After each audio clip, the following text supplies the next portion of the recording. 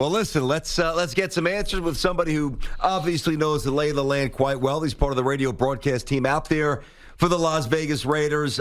First 3 years in the NFL with the Falcons, 9th overall pick, top 10 pick back in '93, 3 Pro Bowls, an All-Pro as well, final 8 seasons with the Oakland Raiders. That would be Big Lincoln Kennedy. What up, Link? How you doing, bub? Tierney, Tiki, what's going on, guys? What's good? See, he's the only one who gets it right. No, he doesn't. He puts my name first. He says, to hell with Tiki and Tierney. This is Tierney and Tiki. No, Link's a professional. So he heard you driving, so he named you first since you were speaking first. And now you got me. Man. Hey, Link, I know you do these games for Compass, and you guys are traveling around. Last year you didn't, actually, because of all the because of COVID, so you guys were remote. So you didn't get to see him in person a ton. But, from afar, Derek Carr is in an interesting career trajectory, right? It was like, he's not going to make it. Then, man, this guy might win the MVP. Then he kind of hit a plateau and now been with Gruden for 3 years. What do we believe about his future with the Raiders? Because I know that he's optimistic to work with John Gruden for another year, but is that in the cards? Well, at least for this season it is. You know, look, he's coming up at a little precipice of his contract. But the thing is that, when you look at Derek Carr, he's a quarterback who's capable of making every throw on the football field. So you've got a number of receivers you can go to. You got an air game that you can air it out. But like you guys and a certain a lot of of the Raider Nation question whether he can get you over the top. Is he the one that can take you to the Super Bowl? Yeah. And last year, after the way they finished, the Raiders came back in the offseason. They said, okay, we're not going to pin it on the offense. We're not going to say it's Derek Carr's fault that we didn't go far. We're going to save the defense, and we're hoping that they found Gus Bradley and his tutelage is going to change things, and maybe they'll win some more games. But look, the jury, in my opinion, is still out. I don't think they can commit past this season to Derek Carr, but they don't really have a lot of options. If they're going to make the change to Marcus Mariota, I don't know when they're going to do it because Derek won't let Mariota play anytime soon. So, your guess is as good as mine if he's going to be there past this season. Well, I mean, listen, sometimes incremental progress is a really good thing. Everybody, if you play golf, hey, I want to break 100. Then maybe in a couple of years I could break 90. Then maybe I can hang in the 80s. That's good on the golf course. I'm not sure if I'm feeling this incremental progress for the Raiders with John Gruden. First year, 4-12. Second year, 7 wins. Next year, 8 wins. It could be worse. Like, I'm not trying to, paint this incredibly ominous picture because I like a lot of what the Raiders are bringing to the table this year. But, for a guy who was bestowed that kind of contract with the keys to the franchise, that John's got to start delivering. These second half collapses are ridiculous. What's going on? Well, the second half of the collapses, in my opinion, are the fact that Gruden and his offensive philosophy gets a little too predictable. He tends to go to the bank way too often with the same play calling and the situation. And they've got to have a change-up. They've got to be able to change up the way they do things and the way they think about things and what they put on film. You go back to last year, They really opened things up at Kansas City. That's how they were able to beat the Chiefs in Kansas City. And it's the first time that Derek Carr was ever able to do that throughout his career. But then you look a second time around when the defense of the Kansas City Chiefs sort of stymied the offense, they really didn't have something they could go back or fall back on. Now, they went toe-to-toe, and there was a couple defensive breakdowns, which was the difference in the game. But after that, the way they lost to Atlanta, narrowly beating the Jets, I mean, come on, the list goes, you go down the line and that second half collapse. So I thought it was just a little bit too predictable, so I'm hoping they're able to change that up. But to answer your first point, look, we can put all our emphasis and all of our eggs in one basket and say, okay, we're going to count on this team to do this or get this done. But you've got a short window where you have to make it happen. And I think they're right in teetering. Gruden signed a 10-year deal. And Mark Davis turned over the team to him wholeheartedly to run it, to manage it, to get the players that he needed. He totally revamped the roster.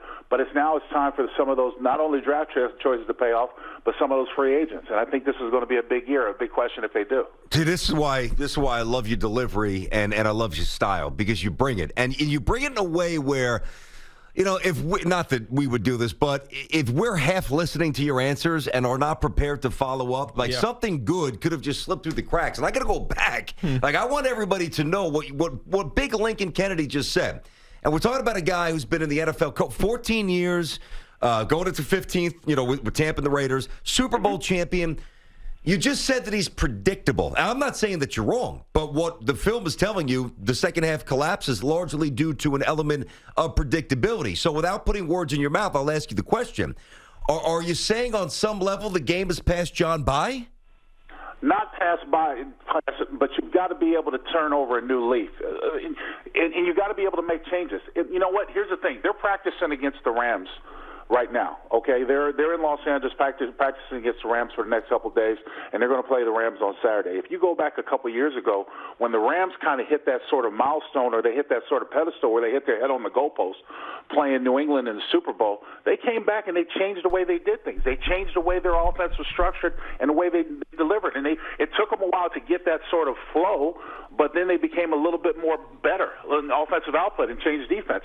That's the same thing that Gruden has to do. I think sometimes he's got to give the keys up to the car, no pun intended, and say, you know what, we're going to change things up, or let somebody else do the play calling just to get a little bit. Because, you know, last year I played under Gruden's offense, and I could tell you a majority of the time from the broadcast, what out of formation, this is what they're going to do. This is a situation, this is what they're going to do. Yep. And a lot of times it came true. So it's a case where you have to do some self-coaching, and Gruden cannot be so headstrong where he says, you know what, I got all the answers, I can make it work this way. They start off strong the way they did, and then they had a second half collapse 2 seasons in a row. Yep. If you don't learn from that, you're going to hit your head on the goalpost the same way every time. That's good stuff. We're talking to Lincoln Kennedy, first-round pick back in '93, a bunch of Pro Bowls, an All-Pro as well.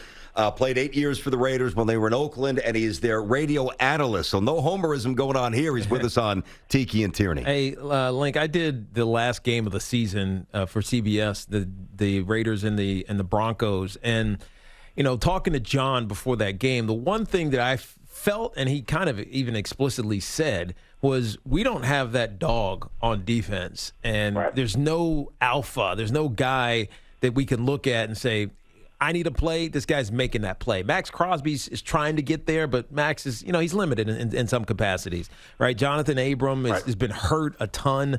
You know, what can they do on that side of the ball, or when do we expect that side of the ball to carry some of the weight of this offense, or this team, I should say? It's going to have to happen this year. The defensive line room, for example, is full, and full of a number of notable names. You know, they went out and got guys like Solomon Thomas and you know, Yannick and Doc Wade. Gerald McCoy recently was signed. I mean, the list goes on and on.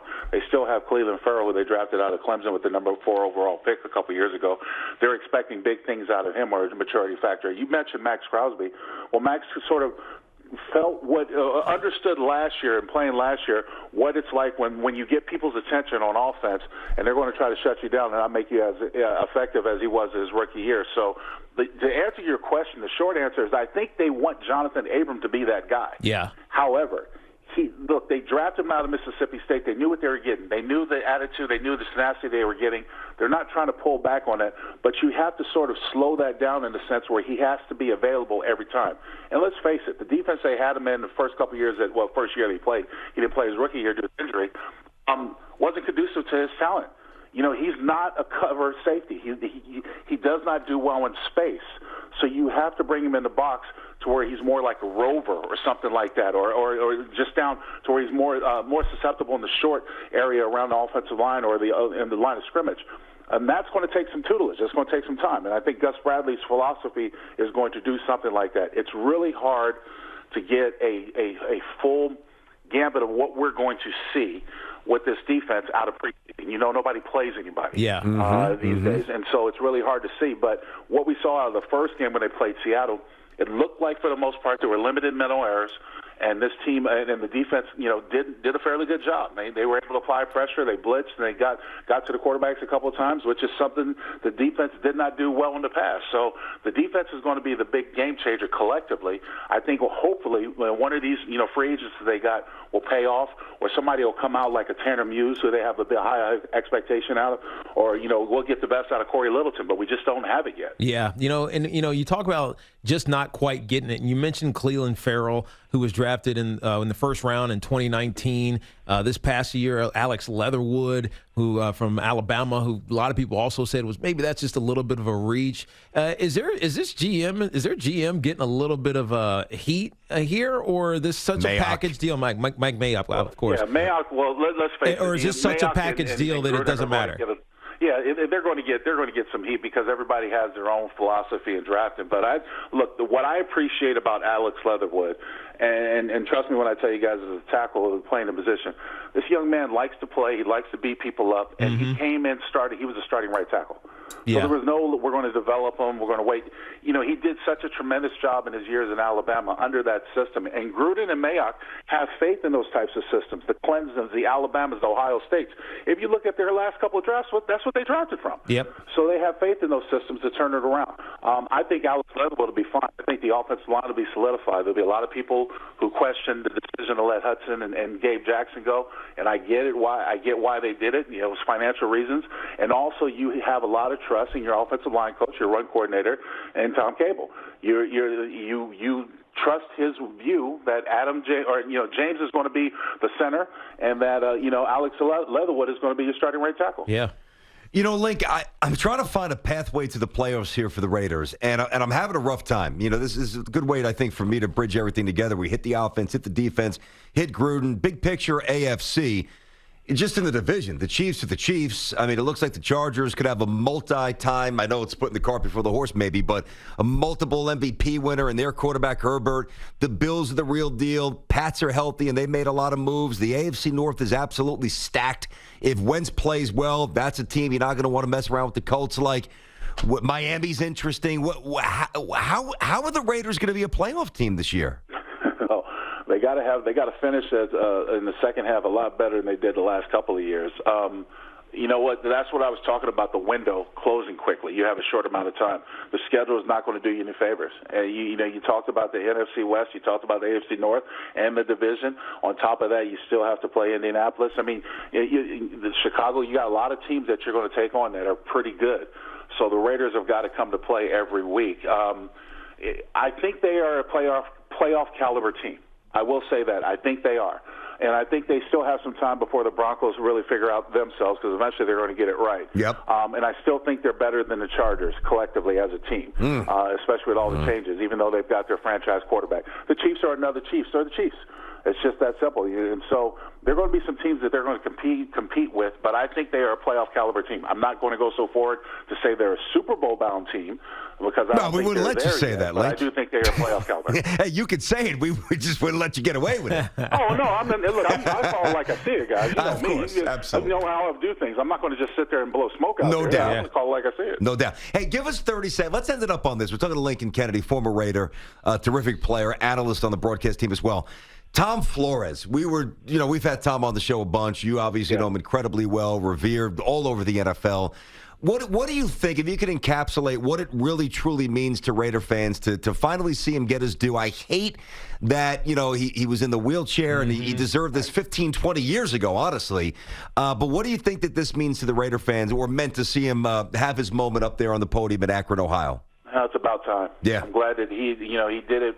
They did it before he passed, because there's still a lot of worthy Raiders in Raider lore that deserve to be in the Hall of Fame. But him going in with C. Wood was long overdue, and it was really a good feeling to watch Canton get it right. Link, good stuff, man. Really, really good spot. Very comprehensive, and obviously pulling no punches. That's why we call you, Big man. Link. There we go. That's what I do, buddy. I appreciate That's it, guys. right, brother. I know. I sat in the studio with you for a week. I know what you do. Good chatting, Lincoln. Be good, brother. See you later, man. Thanks, guys. Have All a right, good one. buddy. Lincoln Kennedy. It was, and the way he frames it, I could get down with that. They are a playoff caliber team. Do you think they'll be a playoff team? Well, I mean, they need some X factors. They need someone to step in and make big plays in a certain number of games throughout the year and steal some of these that are going to be tight. Look, we talk about it all the time. The AFC West is one of the roughest divisions in football, because every team can score. And so the deficiencies of the Raiders, which happen to be on the defensive side of the ball, are particularly a liability. So if they can steal some games by getting marginally better, or maybe significantly better on that side of the ball, I can see it, but they got to get lucky, and they got to score consistently 25 to 35 points a game. Thanks for watching. Make sure you like and subscribe, and don't forget to hit that bell to be notified when we drop fresh content.